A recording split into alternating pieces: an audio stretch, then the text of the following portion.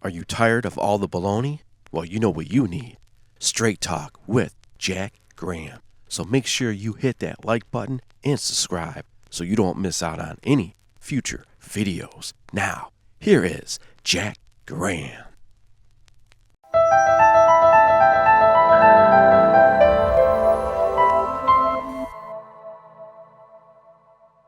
Welcome back, everybody.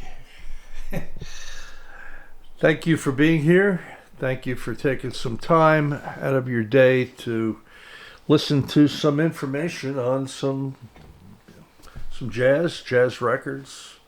As always, we'll talk about, a classical record here at the end and something new. Actually, it's not new, but by players who are still with us, other than one who is not. But the other three are. Recently is not, and we'll get into that. But thank you all for being here. Please like, subscribe, the whole bit. So today, over the past 2 years, Acoustic Sounds and Chad Kassem has reissued a vast number of Pablo records.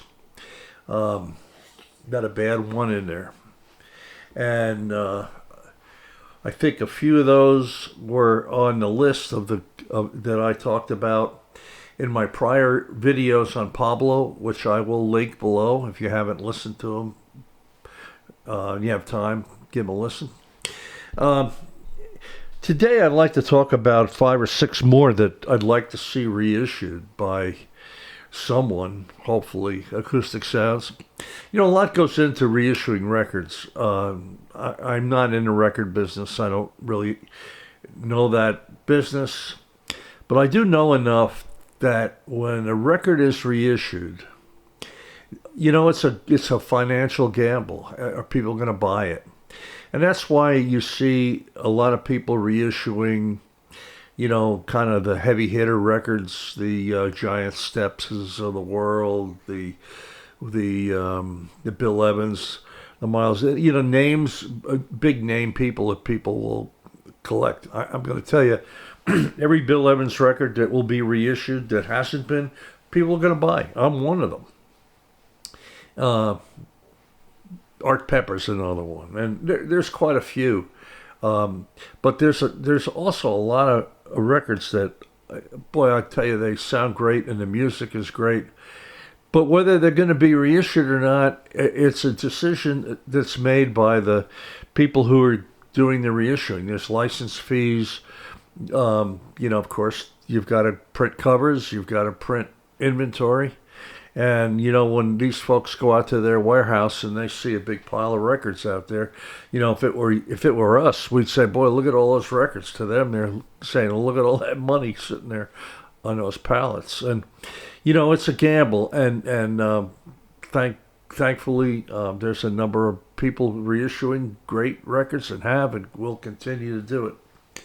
For the most part, most of the reissues, my opinion, sound a lot better than the originals. Some they sound better, but maybe not as good as some of the other ones. Some of them blow the originals away. Maybe there's a few OGs that, really sound good, that, maybe sound better in some ways than the originals. That's a discussion that I think if you had 10 people in a room, you'd get 10 different opinions. But for me, most of the originals that have been reissued, the reissues that have been reissued sound a lot better, or considerably better, and worth the expense of buying the reissue. Unless you're a collector and you want to have that original Blue Note, and those people are there, and God bless them, and that's fine. I wish I had more. I love to have them too. But the reissues are great. So let's get into this. Pablo Records. Again, I bet you there's been maybe 20 or 30 reissues done by Acoustic Sounds.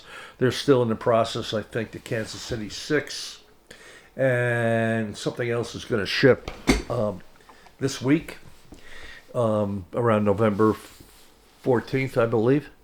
and they're all good. I mean, the ones that have come out have been great, but I'm going to suggest a few more. Now, some of these are not going to be the heavy hitter names. It's not a Miles Davis in here. There's not a Bill Evans in here. There's not an Art Pepper in here. There's not, but there is some Oscar Peterson, some other people. And whether financially these can be done, I don't know, and that's a decision that Chad or have to come up with. And again, it's financial. I get it if you can't do it. But these records in and of themselves sound great. Pablo was a really, for the most part, a really great label that Norman Granz developed and recorded in great studios in Hollywood, a few in New York, a few elsewhere, and used good pressing plants. A lot of these, a couple of them we're going to talk about today were pressed by RCA in Indianapolis, just like a lot of the RCA Victor Living Stereo classical records were.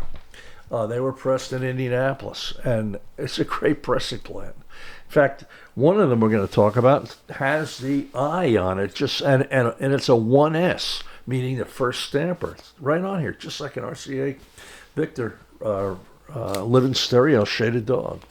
So let's get into this. I guess I'm knocked over here. Two things I want to talk about at the end. But that's okay. Let's get into this. Number one, Pablo, Face to Face, Freddie Hubbard, Oscar Peterson, recorded back in 1982 in Los Angeles. This was engineered, a couple of these we're going to talk about, by a gentleman by the name of Dennis Sands. He really knew what he was doing. Great engineering. So on this record is Freddie Hubbard, Oscar Peterson, Joe Pass, Niels Orsted, Henning Pedersen, and Martin Drew on drums. Drew and Pedersen and Peterson worked as a working trio during this period and were in L.A. On a tour, I believe, and as Freddie was there, they made this record. 5 tunes. Weaver of Dreams. What a great ballad. You hear Freddie play on that. Man, Freddie, it's another video for another time, but Freddie Hubbard is right up there with Clifford Brown, post-bebop players. I think even more than a Lee Morgan and some other folks, though they were great players. What does he sound good on this record, Face to Face? It's Pablo 2310-876, recorded in 1982. And it's one record that doesn't get reissued. You should buy, just like the rest of these. All of these records I'm going to show you sound superb. I can only imagine what they would sound like remastered and pressed as the other ones that Acoustic Sounds has done. Just a great player. Face to Face. Freddie Hubbard with Oscar. Another record that I've had for a while was recorded in, I believe, 75. Yep, May of 75 in L.A. is by the great Louis Bellson. Louis, I've said this in many other videos. Louis had the ability to play in big bands as well as small groups, unlike Buddy and some of these other folks who really were big band drummers and didn't excel in small groups. Though Buddy did in the beginning, in the 50s. Oscar Peterson made a comment that Buddy was his favorite drummer. But Buddy evolved into a big band drummer, and that's where he made his name. But this record is called Explosion, and it's done on Pablo. Heavy vinyl. Doesn't say where this is pressed, but boy, it's got heavier vinyl than some of the other Pablos. It's Pablo 2310-755. What a lineup again, with Louis. Blue Mitchell on trumpet, Snooky Young, Bobby Shue, Dick Mitchell, Dick Cooper, Cat Anderson. You know him from Duke Ellington. And then on trombones, who you may know, Ernie Tax on here. Saxes, Pete Chrisleb.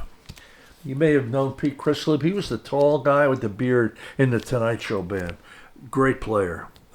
Just a young Pete Chrisley on this record. Nat Pierce on piano, tasty player, along with Ross Tompkins, again from the Tonight Show Band, on a couple tunes. And just Billy Byrne, sax too, is a great player. This was done in 1975, and it was just a great sounding record.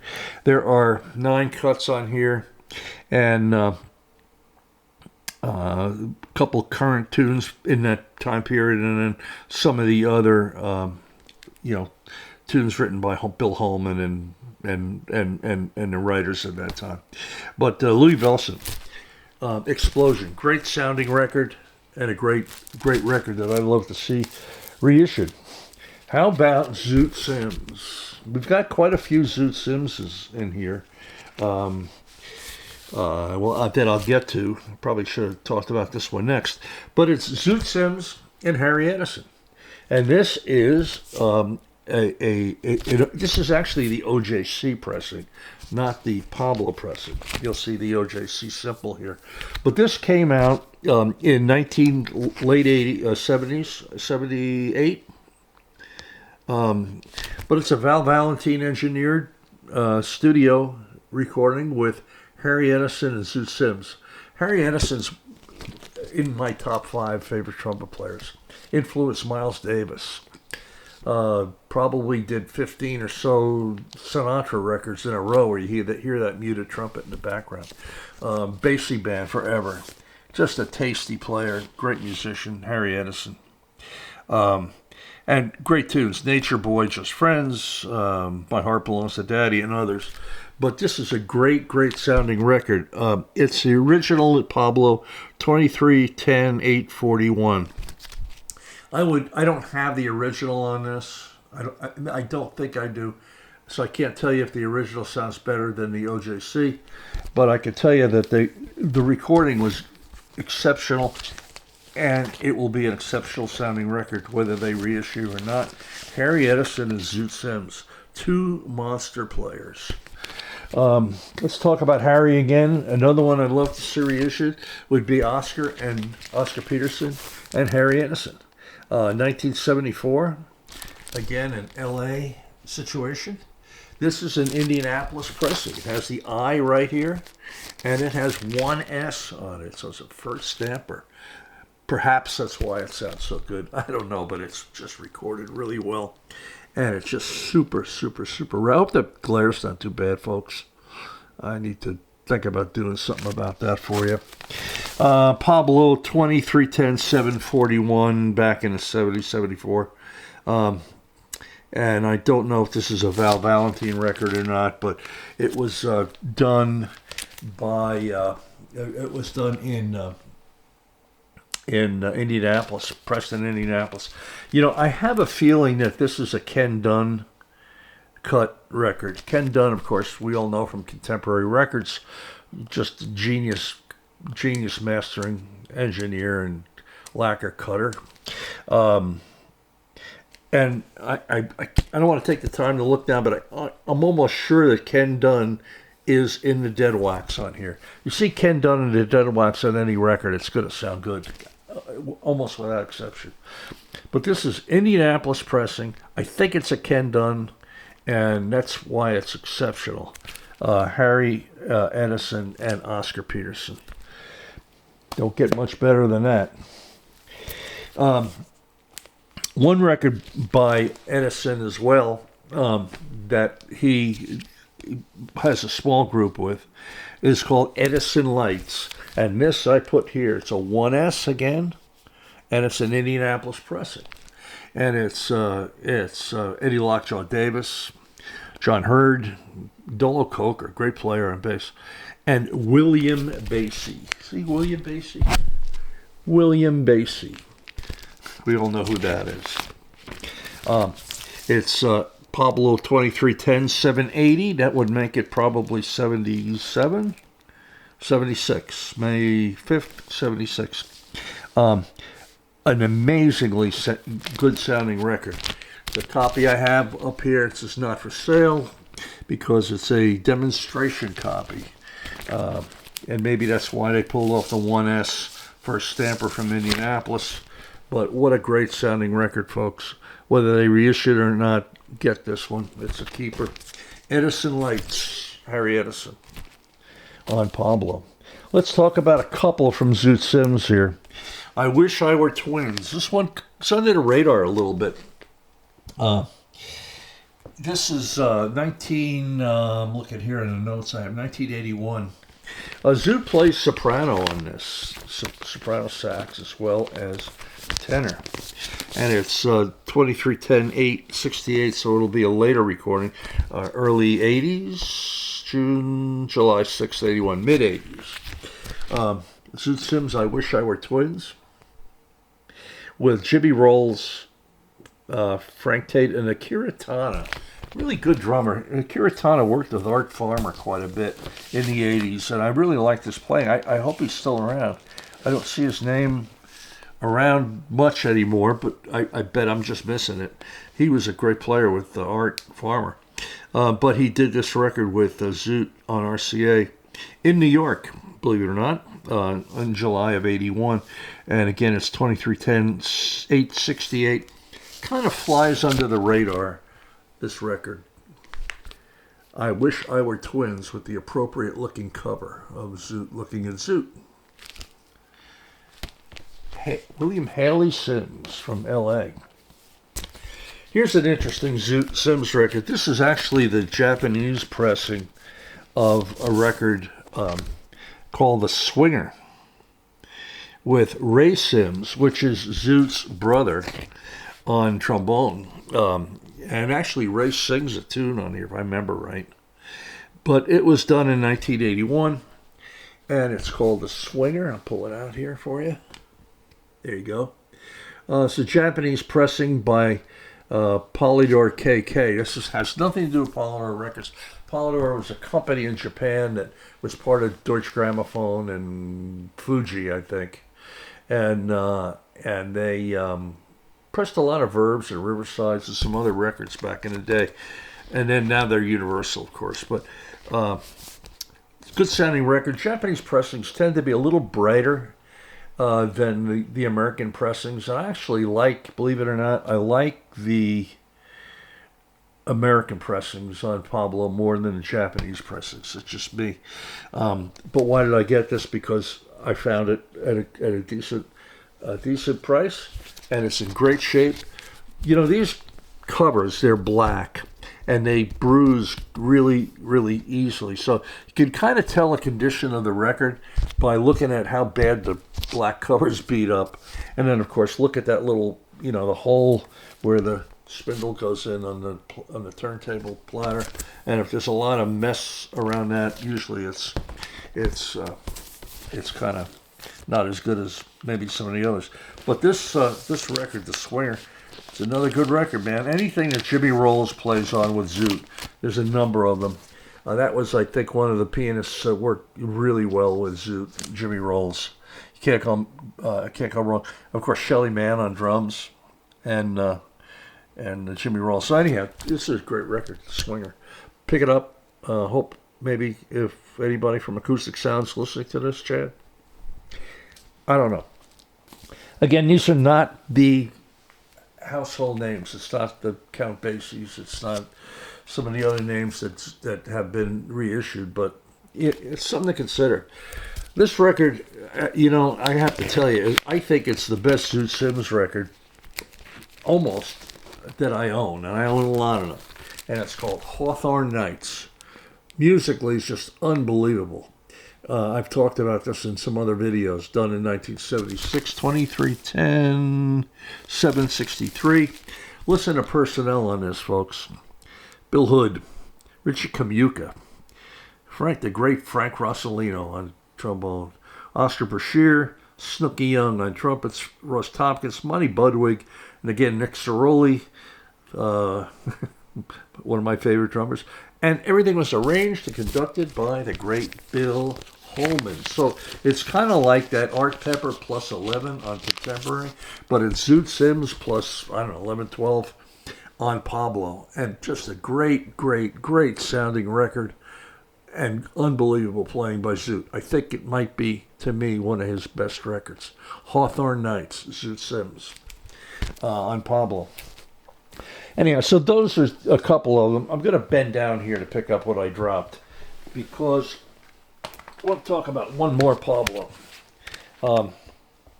This has been reissued on